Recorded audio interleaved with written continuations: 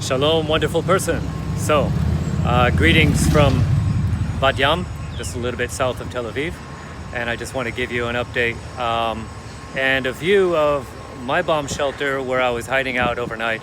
A little bit past midnight, I think around 12:30, there was another alarm, and there were missiles from Gaza that were exploding overhead as a result of the Iron Dome rockets taking them out.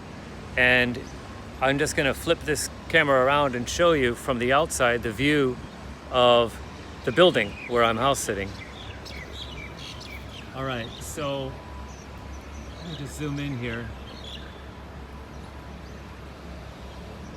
Right there, just above that tree, that is where the steel plate is closed, locking up the window for my bomb shelter. If we go up a little bit here, we can see that the column of bomb shelters floor by floor, not everybody has sealed them up with the metal plate, or at least they're not leaving them sealed up today during the day. See, they're all, well, it's actually hard to tell because those flippy blind things are closed, which means that the iron plate inside might be closed as well. But that one right there, the flippy blind things are open, allowing air, so that means that the metal plate is not closed on that floor. So floor by floor, they kind of just differ, and you just go right up to the building. And there's a column like this of bomb shelters, floor by floor, on, from what I could check, 3 sides of this building. So after I heard those explosions overhead, and it was a real shock, you could really feel it. It sounded really, really close. And unlike some of the others where I heard in the middle of the day yesterday, and on other days, like on Tuesday and Wednesday, you know, there's always this fear about the pieces of the rockets from Gaza that get exploded up in the air. Then the pieces fall down to the ground and they can cause damage. I've seen that they have lit cars on fire. Bouncing pieces of metal can ignite the gas tank in vehicles. They can cause damage even when the rocket itself doesn't actually land on a car or on a vehicle or on a home. The pieces can cause damage, and the pieces can crash through windows, crash through roofs, get into cars and houses and things like that. So the pieces are also a concern. So when I heard the pieces crashing, it sounded like, after the explosions that I heard from inside the bomb shelter, it sounded like there were pieces, around 5 or 6 pieces, that had fallen on the pavement outside the building. So I got dressed and I came outside looking, and I didn't find anything in the dark. But I'm going to take a look around today and see if there's anything in the light that I can see out here on the ground. Now, it's possible that those pieces might have landed, you know, here on the road, although I didn't find any yet, or in the building across the street. Maybe they could have landed on the roof of that building, because that's not that many stories high. On this platform next to this building. This building, by the way, you can see at least one person has moved in there and flown the Israeli flag on there, but this building is brand new, and that's the one that's next to it, this beautiful panel glass, gold-colored glass right there. There's another building under construction over there, and you can see the lift going up there to bring materials, and that's cool. There's another brand new building going up right over there, and what's wild about this whole system is that they put those cranes on a floor of the building, and then as the building gets higher, they lift the crane up to another floor to keep building the tower higher and higher and higher. So that's what they've done, for example, for this building, where you can see now that the crane is mounted way high on one of those high floors, whereas a month or 2 ago the crane was mounted, you know, like right about there. So there's a lot of residential tower buildings, apartments, and there's more going up. There's an empty lot over here. This is another place where I could check, but I'm not sure that if pieces of rocket fell in this empty lot over here, I'm not sure that it would make the kind of sound that I was hearing. To me, it sounded like metal landing on concrete. So I'm gonna look around here some more and check the pavement around here and see if I can find anything. But I might check the dirt lot too, just to take a look. But it's gonna be hard to find pieces of metal that landed there. But what's happening here, oh, and by the way, older buildings like that over there, these short older buildings, they're not gonna have a bomb shelter on every floor. Of course, those are kindergartens and businesses and things. They're gonna have maybe a bomb shelter, if at all, down in the basement somewhere. And some buildings don't have bomb shelters at all. There's a synagogue over there. Some buildings don't have bomb shelters at all, and in those cases, the best that people can do is hide out in the stairwells, because that's the most reinforced part of a building. But by code, a lot of the new buildings have to have bomb shelters in every apartment, and so that's why there's a benefit in owning or renting an apartment in a newer building, is that you can get a bomb shelter right in the apartment, right inside, which makes it a whole lot easier. I mean, it's been a challenge for me to run out, find the cat, scoop the cat up, and bring the cat into the bomb shelter with me, but you can imagine how hard it would be with the multiple children in the home, collecting all of them and bringing them in. I've noticed that some families are just putting the kids to sleep straight in the bomb shelter, so then all the parents have to do is just run into the bomb shelter themselves. The kids are already there. So some of them are outfitting and furnishing their bomb shelters to be the bedroom for the children, which can work to a point, at least when the children are small, and you train them as they get older to be able to, you know, jump up themselves and run into the bomb shelter as the kids get older. But when the kids are young enough, you just have to grab them and bring them in there, just as if it's a, you know, a small pet or something. You can't train pets to do that, and you can't train very, very small children to do that. So you have to do it yourself, and so that takes time. What I've been noticing in this round of rockets is that after the siren, and the sirens are triggered by the Iron Dome system that judges which direction the missiles from Gaza are coming and where they're going to land, and then they trigger the alarm system only for the areas where the rockets are estimated to be landing. And so that's a very smart system. However, what I've been noticing is that it's only about 30 seconds after the alarms start sounding that I start hearing the booms overhead, and there's already going to be the danger of pieces falling down. Or if the Iron Dome misses a rocket from Gaza, then there's going to be a real rocket from Gaza landing somewhere. But from what I've been hearing, it's only about 30 seconds time. 30 seconds to get safe. And that's a very short amount of time. So I'm going to look around here and film more video as we go. All right. Okay, I got back inside. I looked around in the neighborhood, and I didn't find any shrapnel, at least in the places that I could get to. I think that it's possible that I misheard. Maybe the things falling on the ground were something different, but on the other hand, maybe the shrapnel that I heard falling was not landing on the ground. Perhaps it was landing on other people's patios or on the top of a building that I can't get to. Obviously, I can't get to other people's patios. So it's possible that those pieces of shrapnel landed in different places that I couldn't get to, and that's why I couldn't find them. So, but I had a good walk outside and enjoyed the sunshine. There weren't any more rockets during that time. I got a cup of something hot to drink and had a bit of exercise, getting some walking, and got back to the house, picked up a newspaper, and I'm going to show you what's going on and show you some pictures in the newspaper. So let me just go outside where there's more light so that you can see better what's going on with the newspaper where there's more light out here. So you know that that some of the rockets had landed in Ramat Gan, so that's on the north side of Tel Aviv. So this is a picture on the front page of Ramat Gan.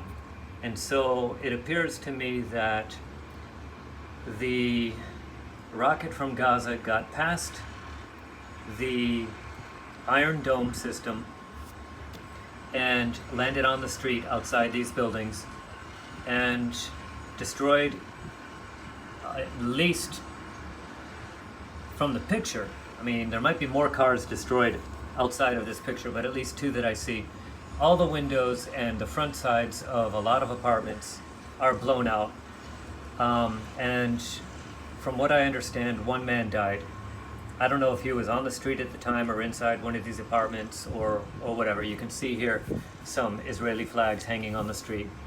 So that's what happened in Ramat Gan yesterday. It might have been during those 23 rockets that I counted being detonated above my head. I know I marked the video as 22, but I counted 23 in the video. And so there might have been a 24th one that somehow got by. And that might have been the one that landed here in Ramat Gan. I don't know. Meanwhile, here's a parallel picture in Gaza. And so what's happening here is that a high-rise building is being destroyed. And you can see how surgical that that is, that it's taking this building down and not this building, this building, this building, this building, this building, or this building. It's very, very specific, and that's because the Israeli military identified that building as some kind of communication center for Hamas, or a rocket factory for Hamas, or a launch pad that Hamas was using. But over here in Ramat Gan, the missile from Gaza just landed in the street and damaged a whole bunch of buildings and a whole bunch of things.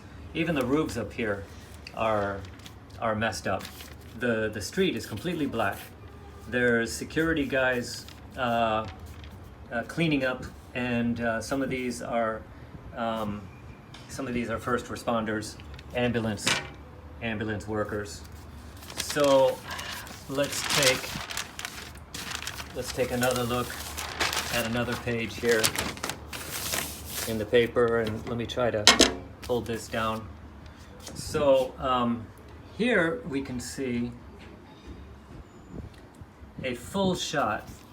Over on this side we have missiles being launched at us from Gaza. That's what it looks like. A whole bunch of them all at once. And then over here on the Israel side, this is, okay, so that's the rockets being launched at us from Gaza. And then over here, this is the Iron Dome response, with all of our missiles flying around, changing direction in the middle of the air, calculating. And there's computer calculations involved, but there's also human calculations involved. Army personnel sitting on the triggers, sitting on these, watching the cameras and watching the flight, and making the decision about what's going to happen with those rockets. As they're flying around, you can see that they're changing direction. They're changing in midair to try to find these missiles that are being shot at us from Gaza. And so they're changing direction. They're accounting for the wind. They're accounting for the flight in midair of all these missiles. And there's split-second decisions also on the human side of what they're deciding to do about these. Some of these undoubtedly end up landing in empty areas, and so for those, the people that are working on the machines basically have split seconds to decide whether to let one of these rockets go after them or to just let them go, because if it's going to land in some kind of empty area, it's not worth wasting an Iron Dome missile to go after it and to explode it out of the sky if it's just going to end up landing in an open, empty area anyway. So here we have, again, another split-second photo of an Israeli missile from the sky, from straight up, so that's coming from the Air Force, coming straight down and destroying the building in front of this building.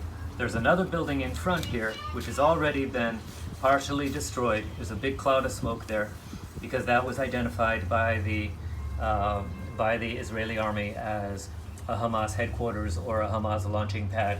And what they do is they have the phone numbers of everybody in Gaza. So they send out text messages to the people who are in the building that's going to be destroyed, and they alert them and they notify them that that building is going to be destroyed. And so it gives people time to get out. And so Israel warns. Also, what they do is they send a couple of duds before they start destroying the building. They send a couple of empty shells to basically crash on the roof of the building that's about to be destroyed, so that if people have ignored the text messages, they know that it's serious when they hear those duds crash on the roof, and they don't do any damage. They just make a noise, a lot of noise, and they bounce off. They don't explode because they're empty.